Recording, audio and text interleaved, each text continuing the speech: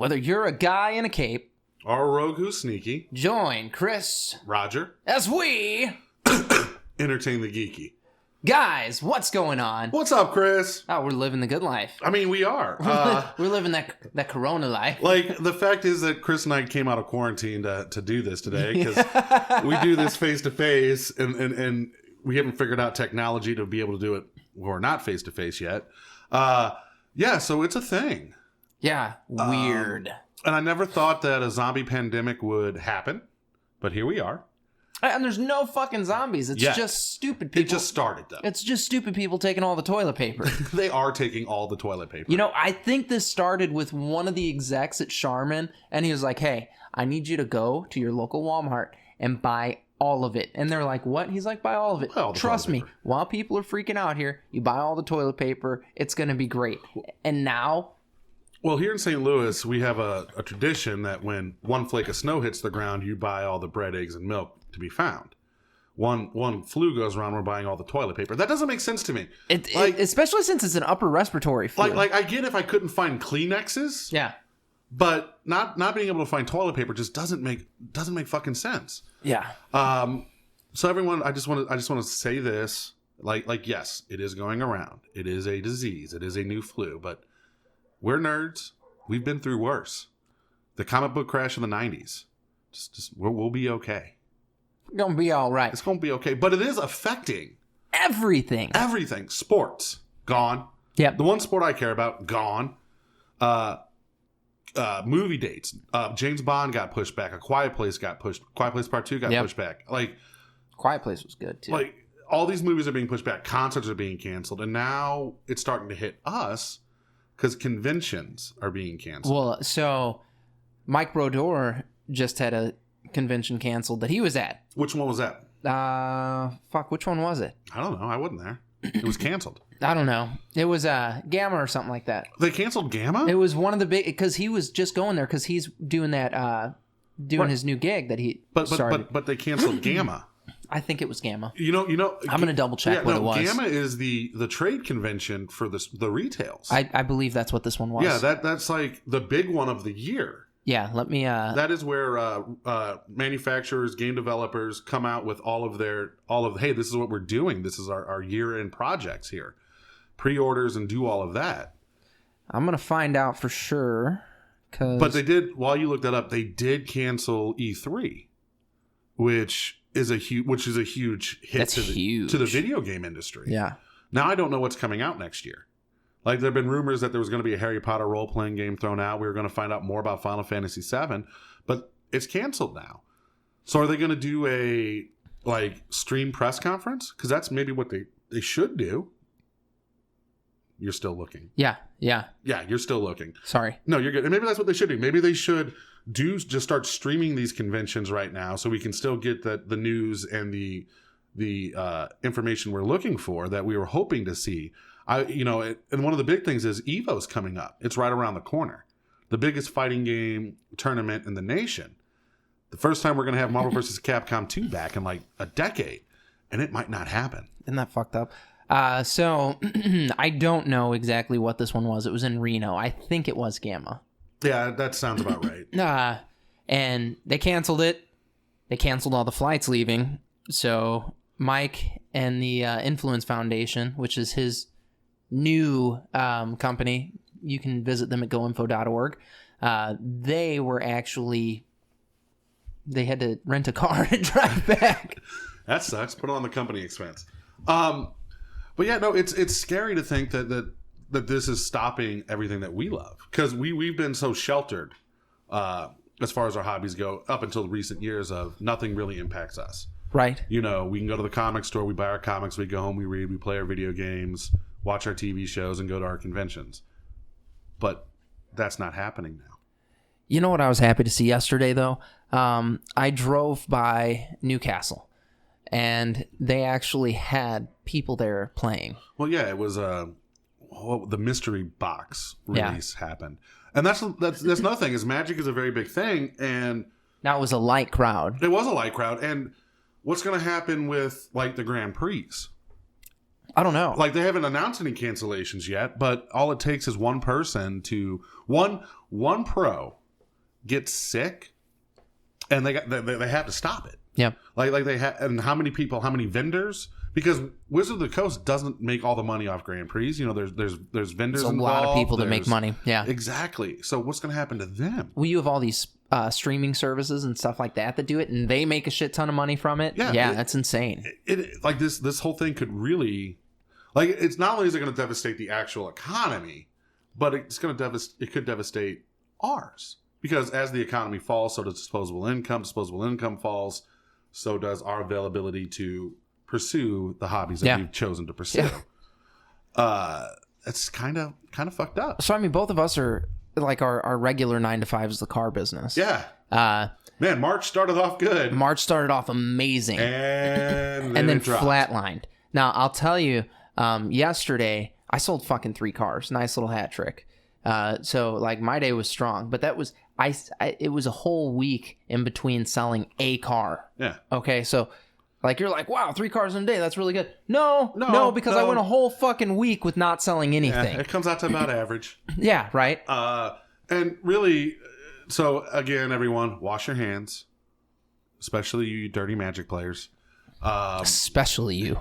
Wash your hands, sanitize, stay safe, and just realize it is the chance. Cover your fucking mouth. When you cough, use the elbow, not your hand. That's right. I feel like everyone knows these things. It's basic human decency, right?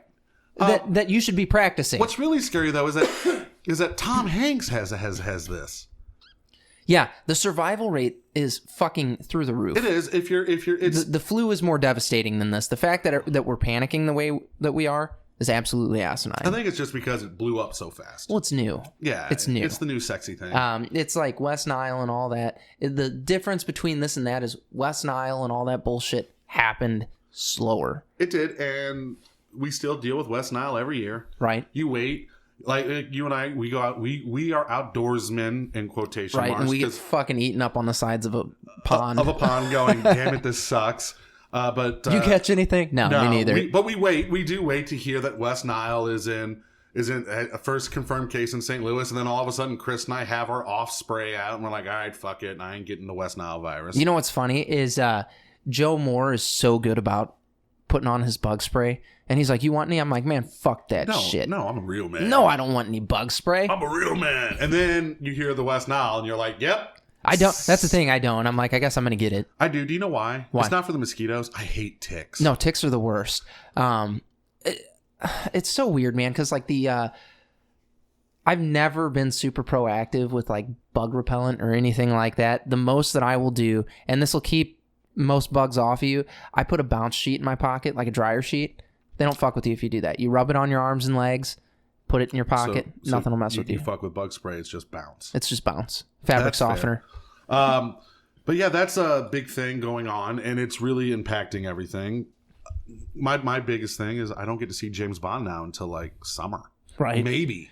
This is going to be the summer of summer movie blockbusters because everything from fucking spring got pushed to it. Yeah, like have they pushed Black Widow yet? I don't think so. Because that's supposed to come out in what, 2 weeks? Yeah, so I think they're waiting to see what happens. Because here, if most places are closing down, like Apple, all their stores are closed down, we're going to find out next week after spring break. My kids are on spring break right now. If schools are going to close down. Right. If we start to see more closures and stuff like that, it'll be 2 weeks. So the end of March, early April is when things will start to happen again. And I think a lot of those movies and whatnot will get pushed to May, which is typical of when the summer movie blockbusters come out. Well, that's when it starts. Yeah. The thing is now, instead of having a nice trickle effect of summer blockbusters, it's going to be bam. It's going to hit like a fucking brick. You know what? People are going to need it. Are they though? Yes. So think about it like this. You've spent fucking 2 weeks being bored off your ass in quarantine. You've binged everything that there is on Netflix and Hulu. The Witcher. You want to go be in the world. I don't. You want to go experience a movie. I'm out there right now like Jude Law in Contagion experiencing this world right now. You know what's funny is I went out last night at like 10 o'clock and I was like, I got to pick up a couple of essentials for the house. I'm out and about. I'm watching everybody do their panic shopping. And I'm just kind of casually strolling around the grocery store and I'm like, I'll take some cereal. When you read The Walking Dead like we have, this is not a big deal. Right. Like we're like, okay, nothing. Okay. all right. I've seen this before. We've watched The Stand. We've read The Walking Dead. Us nerds, us geeks, we are prepared. Guys, I Am Legend came out years ago. Yeah, we know what to do. Like, we're good. Except, there is that kind of moment of I might not get my Marvel comics. I might not get my board games. You know what this is a good opportunity for, though? So, like, let's say they put everybody in quarantine. Okay. Everyone's going to play Pandemic, finally? Maybe you'll finally get to play Pandemic. Or maybe you'll fucking play some D&D or some shit, man. Well, yeah, use this opportunity, guys. I mean, your gaming group obviously has nothing to do now. They can't really go anywhere. Well, we get so obsessed with, like, can I go buy this? Dude, play the shit that you have. You have a bunch of good fucking stuff. Well, it's the Warhammer montage. I buy minis to paint, and I never have time to paint, but I buy more minis that I never paint. Right. Exactly. Yeah, no, this is a good time. Like let's look on the sunny side of the outbreak and the end of the world. Play some games. Right. Get together with your friends, the ones that aren't sick. And yeah, like play D&D, play Deadlands, play something. I've been hearing good shit about your Deadlands too, it's boy. It's an amazing game. Yeah, that's awesome. I've had a lot of fun running this once a month game and trying to pull this storyline like a very thin thread. Like, here's what I've learned as a DM. Yeah. I sat there and I had planned out the first 7 sessions down to a T. Yep. That lasted about 1 session. Sounds about right. That lasted 1 session, and Jason, and I love Jason O'Toole to death, and oh my god, he brings so much to this game. Has made it to where I have to think so much on my feet and be ready because he is out there, man, and he's doing great things. Well, him and I talked about this last week. We talked about how to be a good role player and what makes a good role-playing experience. And he's like, dude, you got to be in the moment with this. He's like, you have to have real reactions. And like for you as a DM, Roger, that has to keep you on your toes because everything's organic with that guy. All right. So fuck it. We weren't going to go there. I'm going to tell you guys about this Deadlands session we ran last time. It came out that one of the players of the group was a bad guy. So Jason's all gung-ho about killing this guy. You know, the listeners know. Jason and I talked about it last week. I didn't get a chance to listen. But here's the update. All right, here's the update. So Jason's gung-ho about killing this guy. We run the game, and it doesn't happen. Yeah, you send him on a side quest. I didn't send him on a side quest. I sent him on the main quest. The PC, like, he wanted... He needs to kill the PC in his brain. He does. He needs to kill this. But the story needs to unfold. Oh, absolutely. There has to be a reason why this PC was bad. Why is the PC doing what he's doing? Why... Mm-hmm. Where is all this coming from? Can the PC be saved? And like that's the story. That is the hook of the story. That's the meat of the story right there. Is that quest of because if next session you just kill the PC, what's the point? Yeah. But if you work for it and you see the moral dilemmas, that'll make it sweet. Right. And whatever happens at that point. But Jason ran into a horror house full of vampires. That's what he was talking about. Oh my god, it was so amazing. And he's like, "Wait, they're vampires?" That's so okay. He was explaining his excitement, and so this is almost a continuation of last week's episode. All right, but yeah, I mean, fuck it. So here, I'm gonna come from like Jason came at the player side. I'm gonna come in from the DM side. So we talked DM and player because we talked about what makes a good role playing experience. Okay, and actually, maybe this is a question we should ask. Like, over the next few episodes, have other people come on the show just to answer this one question. Okay. What makes for a good role-playing experience? To me, it's kind of like sex. If you don't laugh at one point or another, it's not worth trying. And that's true. Like, think about it. How many great times have you sat around a table, like you're in the middle of some serious just, oh my God, the entire world's falling apart around us. We have to come. And someone cracks a joke and you guys laugh. Oh, yeah. But you pick it right back up, and that laugh breaks that tension so you can focus. Yeah. For us, like, when I finally got my revenge on Strahd, it was realizing no bitches are allowed on Corpse Boat. Like, that was our running gag through Ravenloft. Yeah. Which, I don't know if I've ever asked this question. Let me ask you what your thoughts are. What you got? So our thought to get through the mist in Barovia, and listeners, I actually want to hear your thought about this, is if we had taken all the dead bodies in Barovia and made a boat, would that pass through the mist? Because it's supposed to eat away flesh, but if you're held in the center of the boat, surrounded by dead flesh, would you be okay? Couldn't you just encapsulate yourself in like a submarine? No, because it's Barovia, and that's not how it works. Now, the other flip side to the question is, if Strahd had seen this, you building a boat out of corpses, would he just let you pass and be like, yeah, they're good? I think it would pique his interest. He'd be like, where are they taking the body boat? Now, I will say this: what I learned through Curse of Strahd is that he's a bitch, and he's not as bad as he thinks, and he runs away like a little bitch, bro. Every time, a little bitch, every time. Like Farouk chased him down, screaming, "You're a bitch! Get back here!" Last time I fought Strahd, I go to put a bone shard in this asshole's chest. And he just turns into a bunch of bats. I'm like, you fucking pussy. I'm a level 3. Well, wasn't that... Yeah, no. So, back to what makes a good game. That's what makes a good game. Laughing and being... Like just being in the moment and being in character. Like, this Deadlands group, everyone is in character. Mm-hmm. Like, at all time. And they all have their own certain quirks. Jason, the other Jason, he's a deaf mad scientist. Who will listen to you and then just go, what? like he's hearing everything you say and he goes, what? No, dynamite. Like, that's his thing. And Lemur being Lemur, it's just he's a crazy drunken gunslinger who just will yell and scream at you just because you pissed him off. Yeah. And Jason is Jason. And he's playing Chavez, and he's playing a very amazing character I can't wait to see develop as he... Jason is the only one in this game that doesn't know what's going on in Deadlands. Like, he has no outside knowledge of the game. So for me, I'm not focusing on his character, but as a DM, I'm exploring the world through his eyes. Yeah. And I'm trying to, I'm so excited to see what becomes of this character and what becomes of Jason's excitement, hopefully, on what this world has to offer for him. So what you're saying is the coronavirus is the perfect excuse to roleplay. It is. Everything. Look, time out. Not the coronavirus. Pretty much everything's the perfect excuse to roleplay. So I was having a conversation with the wife last night, and I looked at her and I was like, if we get put on a 2-week quarantine, I'm like, we're gonna be playing a lot of fucking D&D. Yeah. And she's like, okay. Well, here's the thing. Okay, so you're on quarantine. Your friends are in quarantine. Why not? Why not just meet up and hang out 2 weeks? Could you imagine 2 fucking two weeks straight of D&D? I have so much canned food. Like, yeah. Like you're just quarantined in the house. You have nothing to do but play D&D. You That'd sleep, be badass, you get up, dude. you play D&D. Be fucking badass. You don't need to play D&D for a very long time after that 2 weeks. No. You actually should probably take 2 weeks off after that. But that's, you're going to have some kind of fucked up social issues after 2 straight weeks of D&D. You're going to be out in the world and you're going to be about to get hit by a car and you're going to be like, all right, get out. I roll to save. It's time to fight. Whoever was driving this mechanical beast, get out of it. Go. You're getting fucked up.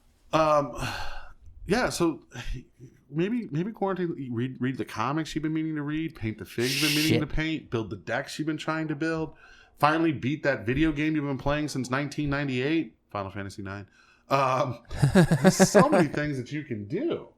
Well, no, it's so funny that you say paint the minis because, dude, I literally have minis. Not many of them, but I have probably 10 or 12 minis that I have been sitting in their box for the past 2 years now. Yeah. Basically since Dungeon Crawl for the Cure that I just haven't painted yet. And I'm like, I should get around to this. Yeah, I have. How many models do I have in this house that I haven't even started to put together? Bro.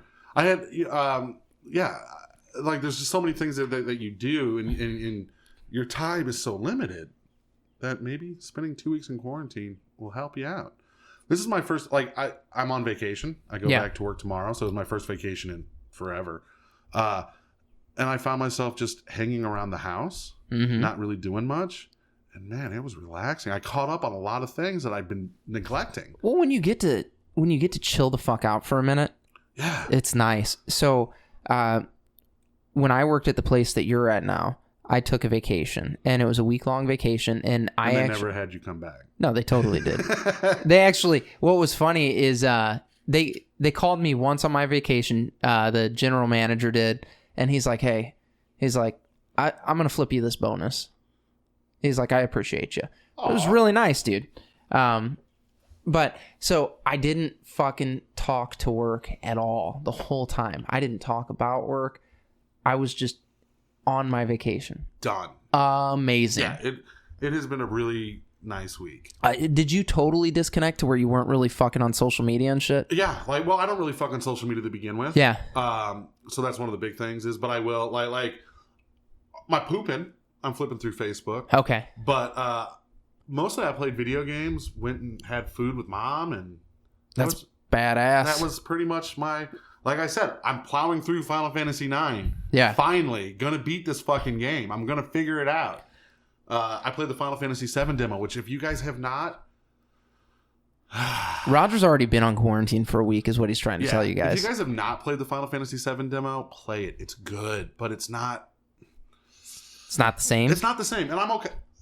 You remember my curmudgeony, it's not the same, don't fucking release it bullshit that I had. After playing the demo, which You were wrong.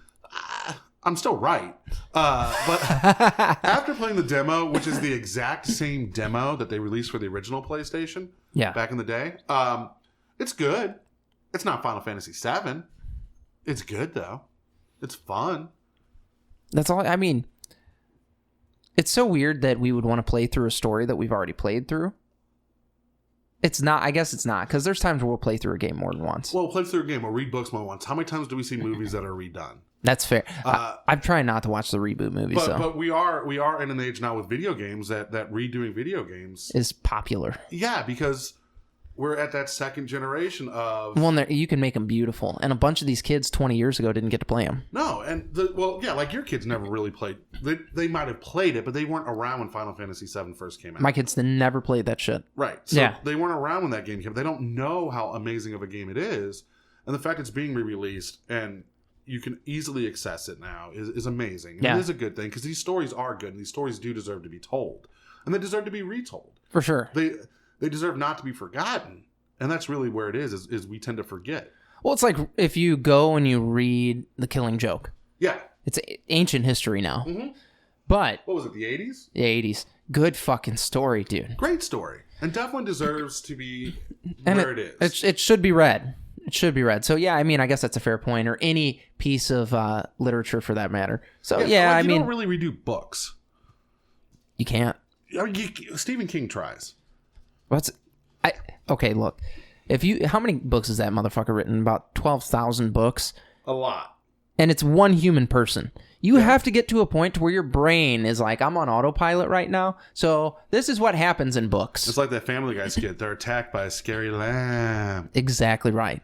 No, but he did, like, when The Dark Tower, he re-released The Gunslinger and fucked it all up. Yeah. But maybe, look at George Lucas in the special editions.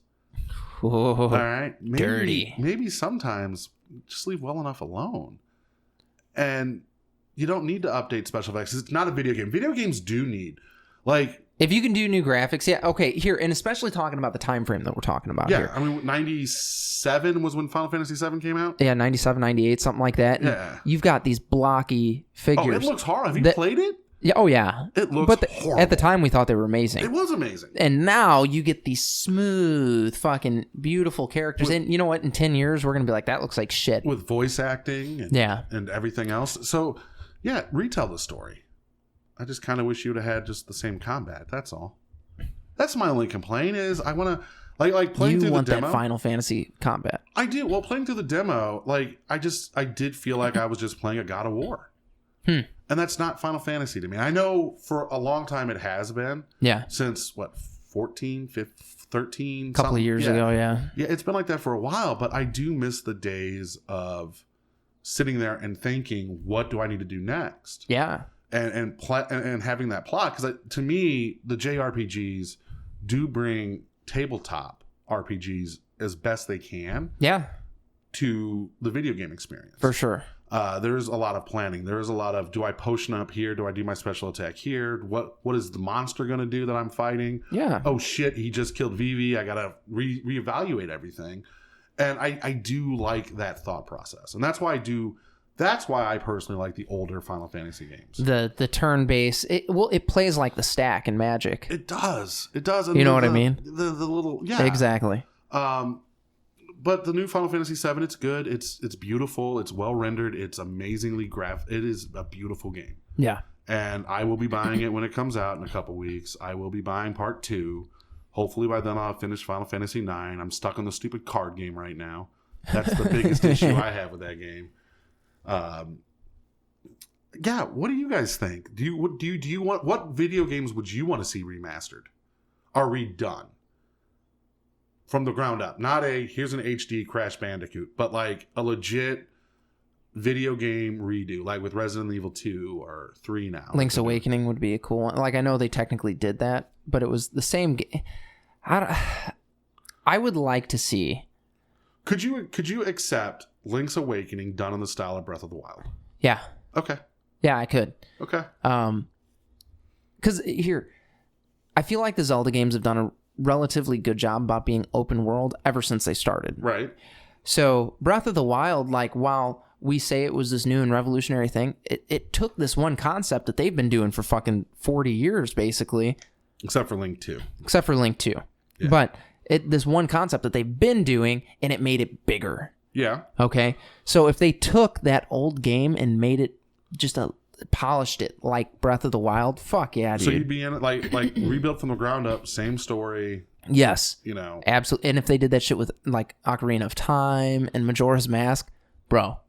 You'd be in? Oh, yeah. Okay. Oh, yeah. Okay. I really don't have a game I want to see remade. That's what's kind of sad for me. Honestly, maybe another remake of Metal Gear Solid 1. Was there a game that you beat and at the end of it you felt fucking empty because it was over? No, I don't beat a lot of video games. Oh, really? Yeah. So for me, especially in the past 15 or 20 years, because I'm that old now, video games are multiplayer experiences for me. I play video games to hop online with my friends, dick around for an hour and a half, and then pop off. Yeah. So I don't play a lot of single-player video games, which is why going through Final Fantasy IX, going through these older games that I've never beaten is exciting to me. But much like reading a really good book, there are books that I own that I have not finished because I don't want to know what the ending is. Huh. I don't want it to be over. Interesting. One of my favorite series, Kim Harrison's The Hollow series. Yeah. I own all the books, and I've read every single one of them except for the last one. Because just don't want it to be over. I don't want it to end. And if I never read This is coming from the guy that's like, leave well enough alone with movies. That's true. Leave well enough alone with movies. Fuck it. But I don't want it to end. Just because it's over doesn't mean I have to let it be over. And if I never read the final pages, if I never finish that game, it's never over. So basically any time I get to the end of a game, like even, this is going to sound so stupid, but even getting through the end of the story modes on Destiny, yeah, I was like, well, fuck. Because there's nothing like that's it. Well, and then you have the other extreme, which Jason is like this. Jason is the other extreme, which is God. I beat the storyline. I got to get everything. I gotta get it all. Everything. Yeah. There is no doubt in my mind Jason gets his $60 worth of entertainment when he buys a video game. Oh, he gets about $3,000 worth of entertainment. Because here, with Breath of the Wild, for example. I still go over there and he's still playing that game. Yeah. Because he's not quite finished yet. No, that motherfucker, that game and that motherfucker, there's at least $5,000 of value there. Yeah. I'm telling you. And more power, like that is great. Like for to have that completist mentality, great. To me, that's just not me. Like when if I finish a storyline, because you're not detail oriented like that. I'm not. I'm like, okay, I'm not either. I finished the story. Yay, it's over. That's why you and I are horrible to have around each other, because we're like, all right, it's done. No, the story's done. It's over. Let's move on. Oh look, there's multiplayer. Ha ha ha. Yeah.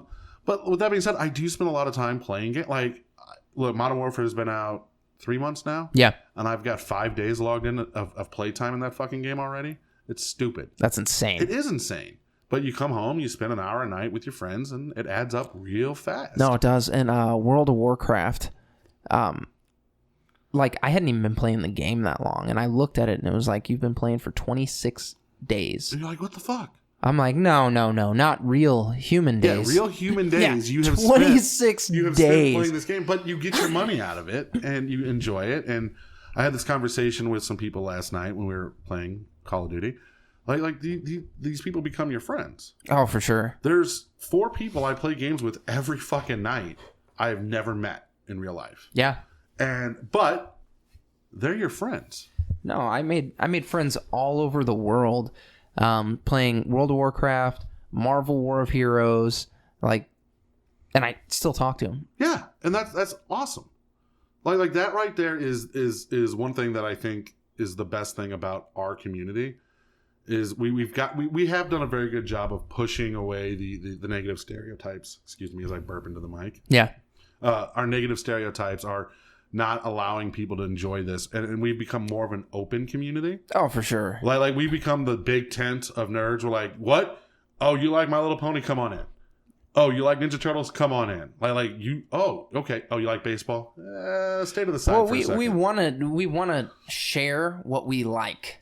And we're looking at what we have in common and not what we have in difference. Yeah. And we're focusing on what we both enjoy, and it's actually creating real, honest friendships.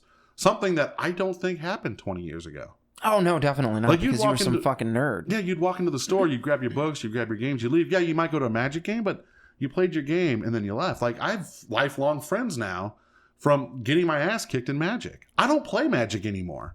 Yeah. I can't tell you the last time I shuffled a deck of cards together, but these are my friends. Yep. Like we've transcended the game.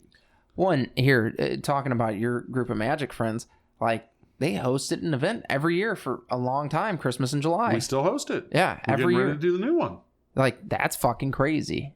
Yeah, 4 months. Yeah. Me and Kevin are working on it now. Yeah, nuts.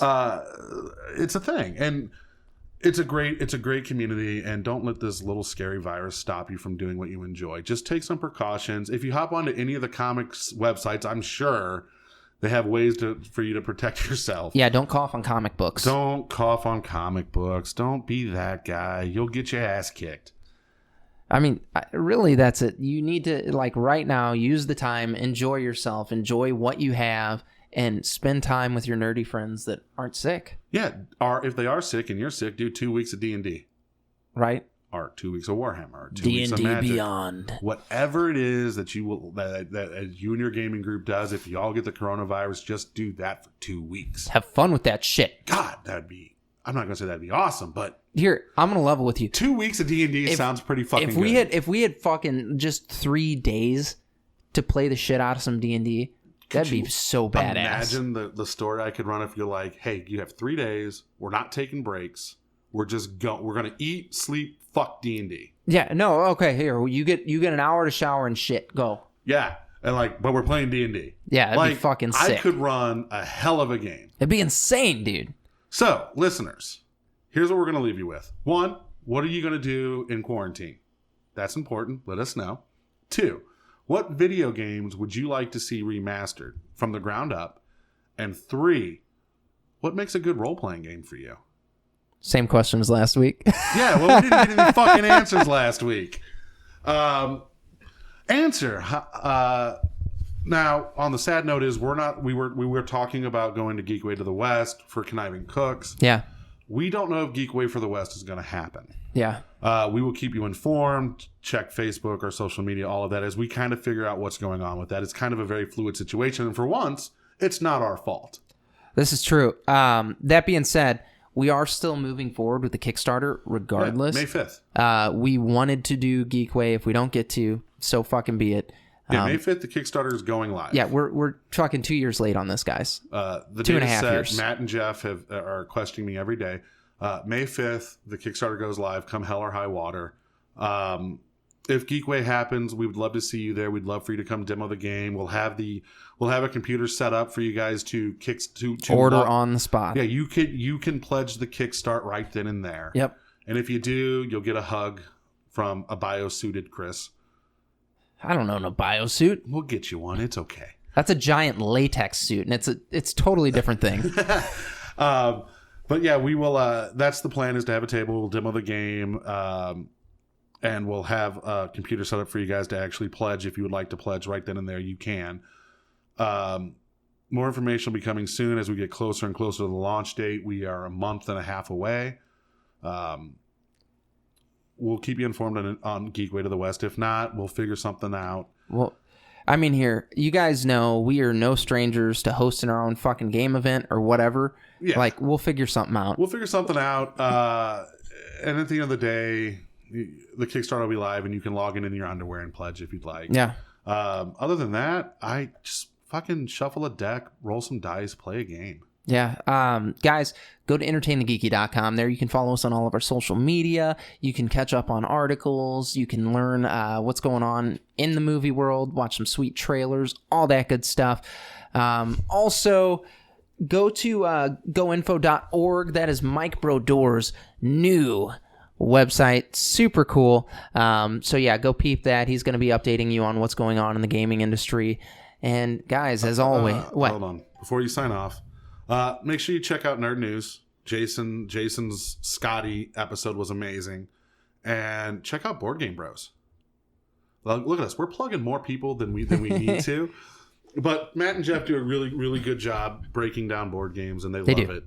Check out Board Game Bros. Check out Nerd News. Check out Mike Brodeur's website. We love Mike Brodeur. Goinfo.org. Yep. I was going to say something else, but I forgot what it was. Just log some time now. Log some time, guys. Play some games. Have a good time. I do have one. We're trying to keep up to date on how we format the show and how we format what we do. If you guys are wanting video or anything like that, let us know some of the stuff that you want to see moving forward. If you want to hear mine and Chris's take on, instead of us typing back and forth, let us know. Be like, hey, what do you guys? I'd like to hear a show about this. It's something that Chris and I have been talking about. Me and Jason have been talking about is bringing more of a format to the show. Today's episode was kind of a thrown together one because of the virus and everything. But we are doing more show prep. We are trying to come up with topics. Anything you guys want to hear us talk about, anything that you want to talk about, don't hesitate to reach out. Yeah, for sure. This is a community, a very small community at this point, but it was once large. It was. It's a very small community, and we love you all very much. Thank you for listening. And get off my lawn.